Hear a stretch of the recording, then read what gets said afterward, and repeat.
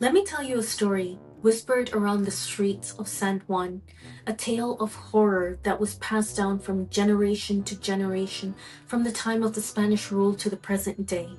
It is a story that is mired with mystery about the disappearances of soldiers that were stationed in these sentry boxes. This is the story of La Garita del Diablo. So sit down, grab a treat, and tune in for the night.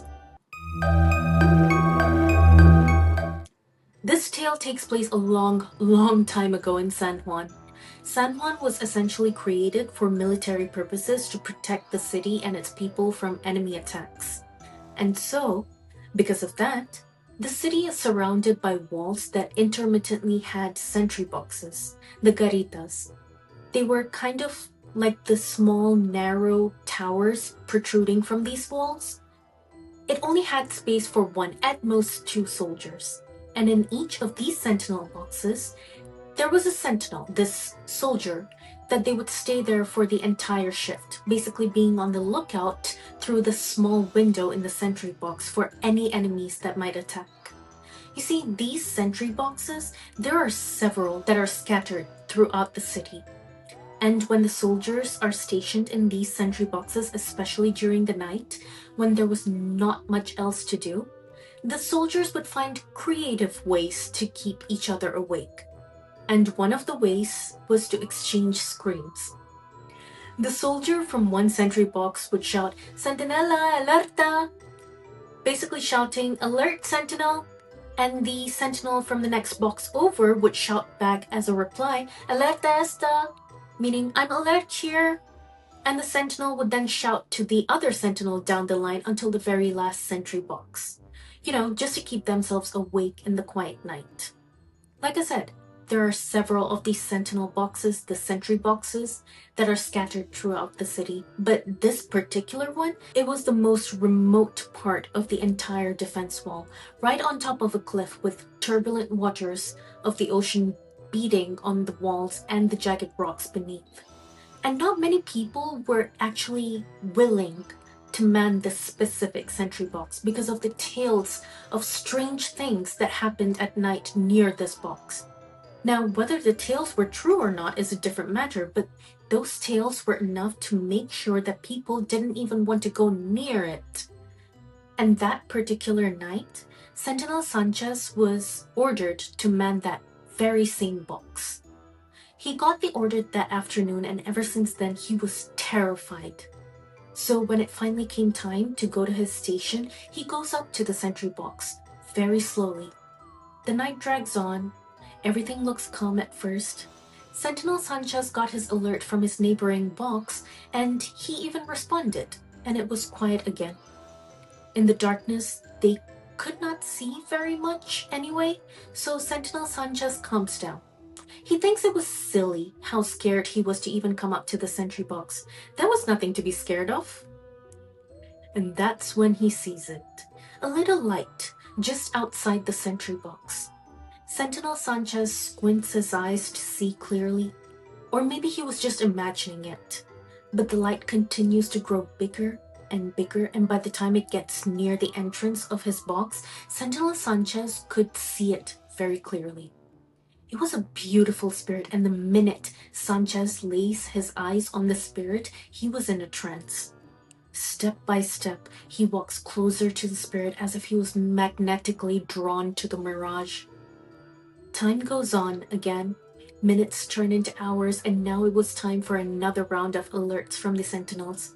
But this time, when the neighboring soldier shouted, "Sentinela alerta!" there was no response from Sentinel Sanchez's box. The soldier shouts again, "Sentinela, alerta!" Again, no response. The soldiers yelled continuously, and every single time there was no response from Sanchez, and now all the other soldiers were beginning to worry. Fear began to grip them like a vice. Their shouts that they once used to alert each other, now they could hear their own desperation and fear as they shouted for Sentinel Sanchez. But even then, no one, not one soldier from the other sentry boxes even dared to set foot in the box that Sanchez used to occupy. Until the next morning, that was. When dawn finally came and the soldiers were brave enough, they very slowly made their way to the very last sentry box, and their fear, it slowly turned into confusion because that sentry box was empty. But the soldiers were already scared and did not want to stay to investigate further, so the minute they found the sentry box empty, they ran back out of the empty sentry box. News of Sentinel Sanchez's disappearance, it spread like wildfire, but some curious people went to investigate the sentry box, and surprisingly, they were only able to find Sentinel Sanchez's clothes, his uniform, and even his weapon. But there was no trace of Sanchez himself. There were several search parties for Sanchez, but no matter how much they searched for him, they could not find Sanchez. And the other sentinels that were present, it was said that they yelled out, "Se lo llevo el diablo! Se lo llevo el diablo!" And to this day, no one knows what happened to Sentinel Sanchez. As the story began to spread, some claimed that they heard his terrified screams that fateful night. Others say that his spirit still guards the sentry box to this day. And so since that day, the sentry box in San Juan is known as La Garita del Diablo, or the Devil's Sentry Box. You see, some locals at the time offered a different explanation of what might have happened.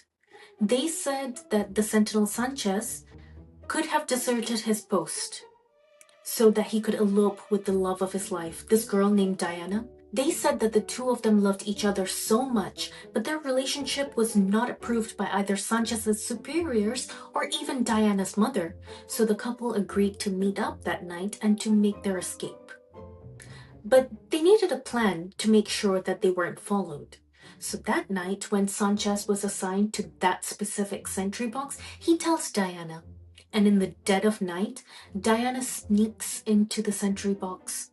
She brings him some civilian clothes and gives them to Sanchez so he can change into them.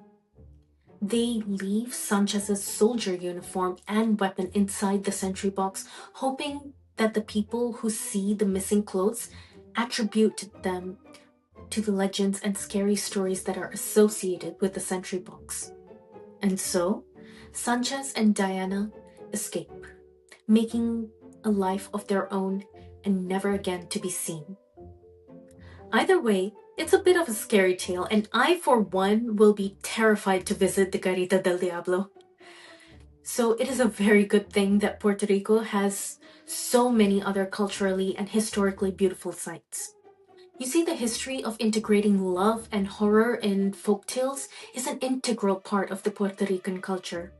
The folktales integrate every part of the different blended cultures of the land with Taino or Spanish and African cultures that intertwine with the land's history. It paints tales of star-crossed lovers like the legend of Guanina, or vengeful ghosts like the haunted caves of the slaves, or even supernatural creatures like La Llorona, which I already did an episode on, so you can check that out after this, or even Chupacabra, that carry to this day. And sometimes, these tales even carry with it the history of Puerto Rico. For example, the legend of Guanina, which I should probably do another mini episode on. The legend is like a Puerto Rican version of Romeo and Juliet, and the tale has this undercurrent of how Tainos rebelled against the Spanish. Even to this day, there are many writers from Puerto Rico, especially horror writers like Gabino Iglesias, who use these myths and legends from times past to bring light to present-day societal issues. Anyway, that's all for today. Until next time, sweet dreams, good night.